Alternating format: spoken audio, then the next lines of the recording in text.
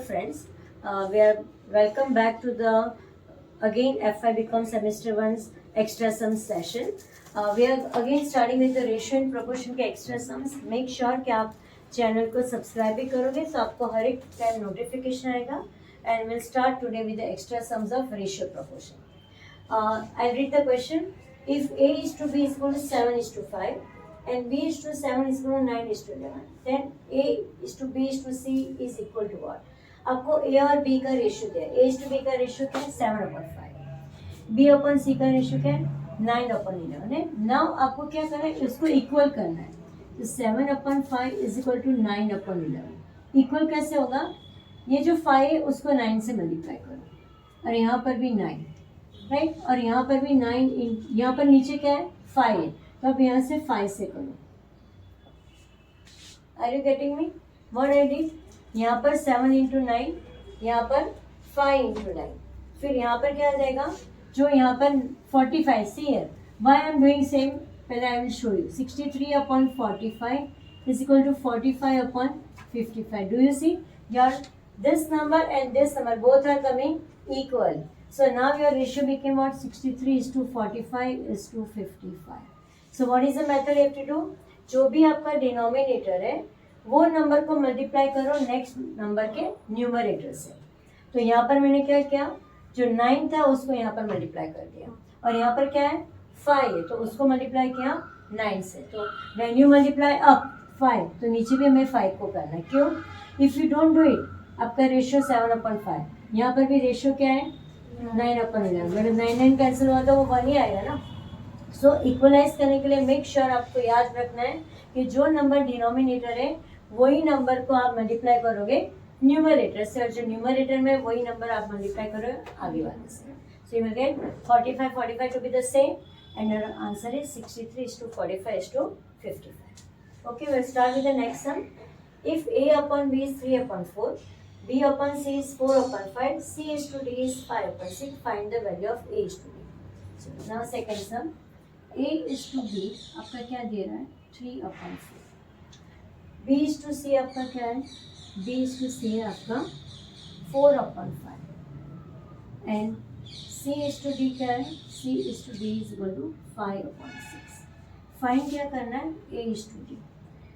A is to D find करना है, इसलिए what will we do? पहले यहाँ पे करते हैं. A upon B is equal to 3/4. A find करना है, इसलिए A is equal to what? 3B/4. Okay, now D find करना है, तो यहाँ पर हम लोग क्या करेंगे? B upon C is equal to 4/5. Now I can do it as a B is equal to what? 4C/5. So I will do C is equal to 4C/5. अभी यहाँ पर मुझे क्या फाइंड करना है? D फाइंड करना है. So C/D is equal to 5/6. So D is equal to what? Cross multiply 6C/5. Are you getting me? जो फाइंड करना है उसका that variable I have taken outside और फिर क्रॉस मल्टीप्लाई. यहाँ पर भी B को आउटसाइड लेके C I have taken. Now why B I have taken outside? Let us see. Ratio find क्या करना है? A is to D. A is to D. A की वैल्यू क्या है? 3B/4 is to D की value क्या है? 6C/5. Okay. Now if you look at the sum, well now A find करना है, तो A is equal to what? हमने क्रॉस मल्टीप्लाई किया 3B/4. फिर यहाँ पर हम लोग करेंगे C is equal to 5B upon, देखो 5 मैंने क्रॉस मल्टीप्लाई भी किया है, यहाँ पर 5B/4 और यहाँ पर D फाइंड करना है. देखो क्वेश्चन में भी पूछा है D फाइंड करना है, तो D की वैल्यू क्या आ जाएगी? D बाहर रखने का 6C/5. Okay, now will find the value of A is to D. A की वैल्यू क्या है? 3B/4. D की वैल्यू क्या है? 6C/5. Now how is to be done? अभी is to मतलब division. I am doing this way. So 3B/4 this is division. तो उसको हम रेसिप्रोकल करेंगे तो आ जाएगा 5/6C. Okay, now I don't have place, तो मैं साथ में ही कर रही हूँ यहाँ पर. मेक श्योर 3b/4 इंटू 5 अभी 6 के साथ c की वैल्यू क्या है 5b/4, तो वो सब्स्टिट्यूट करो. 6 into 5b/4. Are you getting me? अभी जो 4 है वो ऊपर चला जाएगा. Should I doing this thing part, that will be better, है ना. तो I am doing the same thing again आप also to make you understand. a/d से चालू करेंगे. a/d, a की वैल्यू हमारी 3b/4, d की वैल्यू है 6c/5. इसका मतलब डिवीजन. वापिस let it be, I have done here. मैं वापस यहाँ से रिपीट कर रही हूँ. 3b/4 divide by 6c/5. Division मतलब क्या आ जाएगा आपका, रेसिप्रोकल करो 5/6c. 3b/4 इंटू 5/6 और c की वैल्यू क्या है आपकी, देखो यहाँ पर c की value what I have taken 5b/4. 5b/4. Okay, now see here, your 5 and 5 got cancelled, b and b got cancelled. What is left? 3/4 into 1/6/4. अभी ये 4 को क्या करेंगे, इट विल गो अप, क्योंकि डिनोमिनेटर में है ना, तो उसको ऊपर लेके जाएंगे. तो 3/4 into 4/6. Answer is 12/24. कैंसिलेशन करोगे तो आंसर आ जाएगा 1:2. I will repeat again and I'll show you again how we got the answer. 1/2. यही वाला पार्ट मैंने वापस किया है so that you can see and understand properly. I hope so. यहाँ तक का सम पता चल गया. आपको a/d फाइंड करना है तो a का a/b 3/4 लिया, a को साइड में रखो, क्रॉस मल्टीप्लाई कर दिया.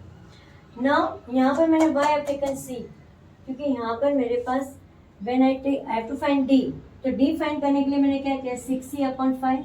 अभी यहाँ पर c की वैल्यू अगर मेरे पास होगी तो I can substitute the value, इसलिए मैंने b बाहर नहीं लिया लेकिन c बाहर लिया है. So c is equal to 5b/4. कैसे आया, c फाइंड करना है, क्रॉस मल्टीप्लाई करो 5b/4. Clear is okay. अभी यही पार्ट मैंने रिपीट किया है यहाँ पर, so everybody can see properly. a/d, a की वैल्यू क्या है मेरी 3b/4 लिखा है. d की वैल्यू क्या है मेरी 6c/5 रिटर्न. इस टू मतलब डिवीजन, तो मैंने डिवीजन की साइन कर दी. डिवीजन होगा तो आप मल्टीप्लाई नहीं कर सकते, इसलिए उसको आप करो आप multiply and this will become reciprocal, मतलब 5/6 से I have written multiply, reciprocal कर दिया. अभी 3b, यहाँ पर आपका 3b/4 इंटू 5/6 और c की वैल्यू देखो मैंने सर्कल किया है, इट इज 5b/4. लिख दिया 5b/4. 5 कैंसिल, b कैंसिल, ये भी कैंसिल, ये भी कैंसिल, तो क्या बचा 3/4. ये कैंसिल हुआ मतलब 1 आ जाएगा, 1/6/4. अभी देखो ये आपका डिनोमिनेटर है, 1 के नीचे है ना, दैट बिकम्स योर डिनोमिनेटर 1/6/4. तो what is the rule says, जो डिनोमिनेटर में भी डिनोमिनेटर है इट बिकम्स न्यूमरेटर, ऊपर कर दो. तो 3/4 इंटू 4/6, 3 4 12/24. कैंसिलेशन करोगे तो मिलेगा 1/2. तो आपका आंसर क्या आ गया, your answer is 1:2 is the answer. Okay, खाली ये वाला पार्ट थोड़ा बिगर है, अदरवाइज यहाँ से तो आपका जो सम है दैट इज आपको खाली a, c और d की वैल्यू करके सब्स्टिट्यूट करना है. Okay, let's start with the next sum. Let's start with the next sum. If the 3a is equal to 4b is equal to 5c, then find the value of a/b/c. Now see here, आपके पास यहाँ कुछ भी information है, खाली value दिया है and you have to find the value of a/b/c. Let us see how to do. यहाँ पर you have to assume as a k. So 3a is equal to k. Therefore a is equal to what? k/3, where k a constant. Make sure आपकी most of the sums में methods are getting different. So what you will do? You are going to write as a k as a constant. Now next is what? 4b is equal to k. So now what? 4b is equal to k. Therefore b is equal to what? k/4. K a constant. Okay, हर जगह पे आपका k क्या हो जाएगा constant हो जाएगा. Now five C is equal to K. C की value क्या है? के अपॉन 5. के अकांस्टेंट मतलब के की वैल्यू कुछ भी हो सकती है. Now how is to be done? I will write A is to B is to C. A की वैल्यू मैंने क्या लिखी? K upon 3. B की वैल्यू क्या है? K upon 4. C की वैल्यू क्या है? K upon 5. LCM of 3, 4, 5. How much comes? It is an 60. 3 into 4, 12, 5 are 60 is LCM. Now see here, K upon 3. 3 how much is 60? 3 20s are 6. Then is equal to K upon 4. 4 how much are 15s are is to K upon 5. 5 how much are 12s are. That is 60 is to, you can see here at about 20. यहाँ पर ऊपर 15 कर दो और यहाँ पर 12 कर दो. So what you will get? 20K upon 60 is equal to 15K upon 60 is equal to 12K upon 60. K constant है और 60 the denominator, all are common. So what is your answer? 20 is to 15 is to 12. क्योंकि K की value क्या है? Constant. See, we are doing the method wise big one. अगर ये filling the blanks में तो you can directly do this much. Directly आप K upon 3, K upon 4, K upon 5 करके आपने जो भी मल्टीप्लाई किया है that is only your answer. जो आपने एलसीएम लेने के लिए जो मल्टीप्लाई किया है वही आंसर है. अगर चूज द करेक्ट ऑप्शन में आंसर आ रहा है, अगर बिग आंसर आ रहा है then your answer is 20 is to 15 is to 12. Okay, so that is what your value of A is to B is to C. Next है आपका if 3 is equal to 5B. The fifth sum we are doing now. Okay, the fourth sum we are doing. If the 3A is equal to fourth one, 3A is equal to 5B and 2B is equal to 3C. Find A is to C.